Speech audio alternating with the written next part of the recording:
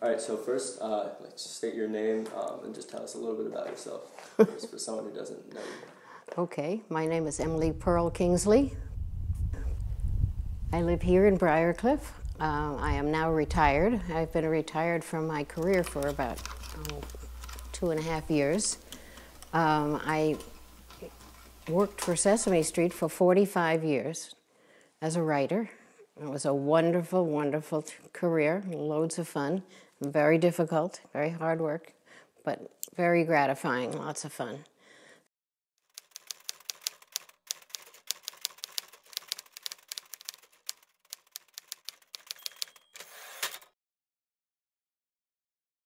Writing for Sesame Street was a combination of a joint effort and a single effort. I mean, you were responsible for a whole show, an entire show, beginning to end, and that would be your show. And you would have an assignment sheet of all the things you were supposed to teach in that show.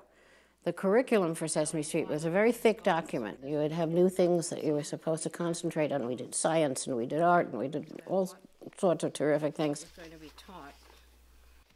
I mean, often what would happen is I would sit here with these curriculum guides and these hints that the research department would put together for us, and read through them and read through them and read through them again and again until something jumped out.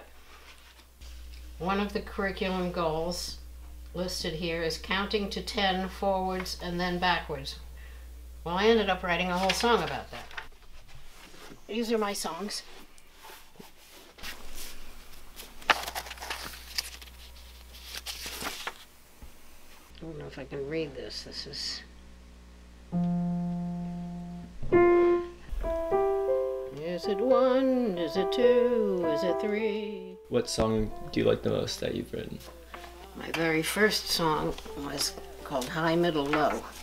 I can only sing the high part. That's the only part I know.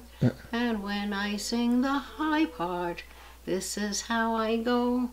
La la la la la la la la la la la la la la. I can only sing the low part, low part. And so on. It was fun.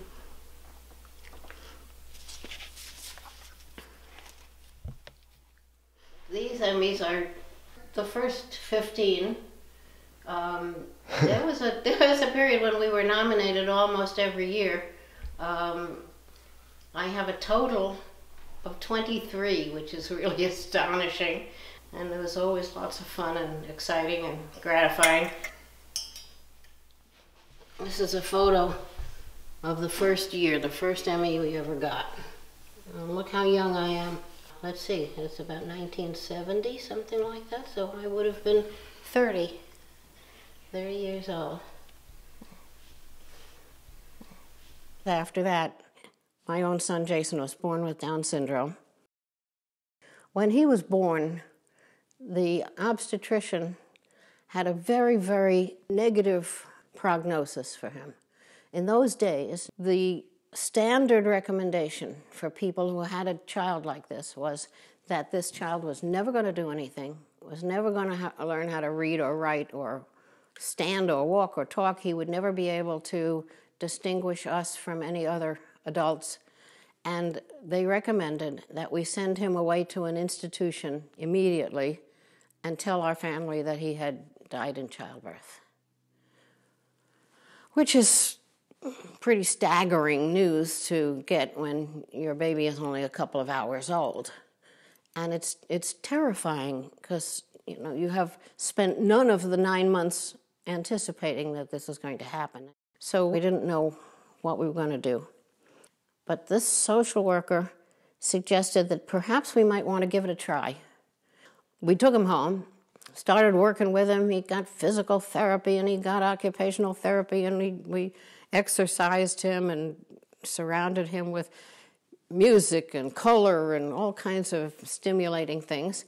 And he turned out to be bright. He turned out to be really terrific. He started to read when he was 3. It was crazy. So, number one, I mean, obviously we realized that it would have been a terrible mistake to send him away.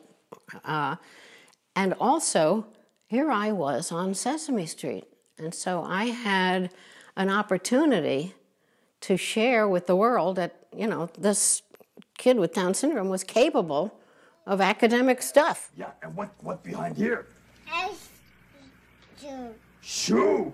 S. Shoe. Shoe starts with S. Very good.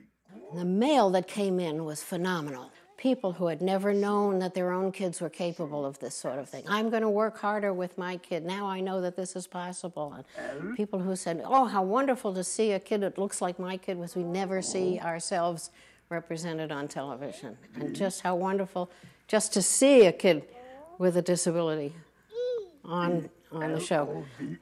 So that really inspired me to keep doing it.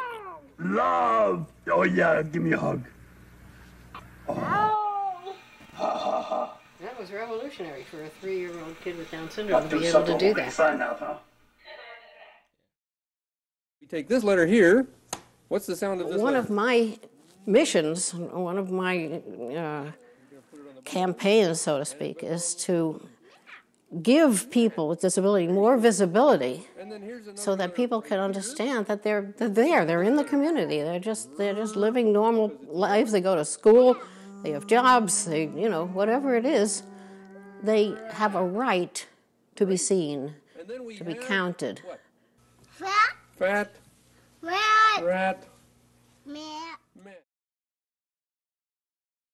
Jason is now 43 years old, which is hard to believe, but he is.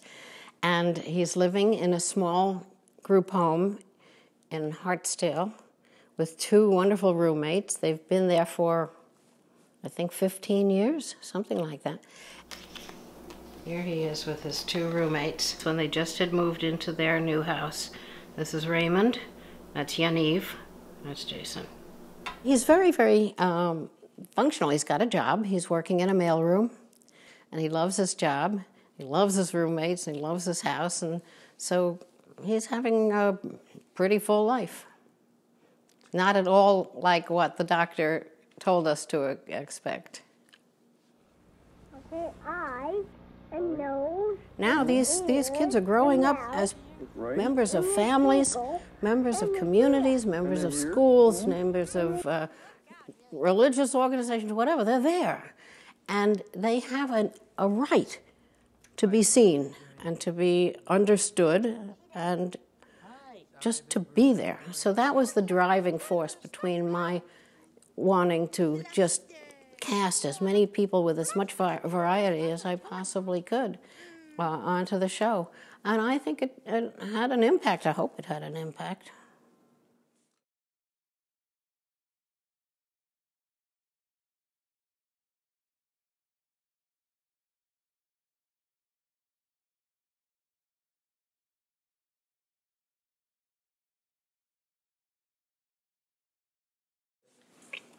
Is there anything else you want to talk about? Well, if you think of anything else, you know, we can come back and start again, yes? Yeah. Okay.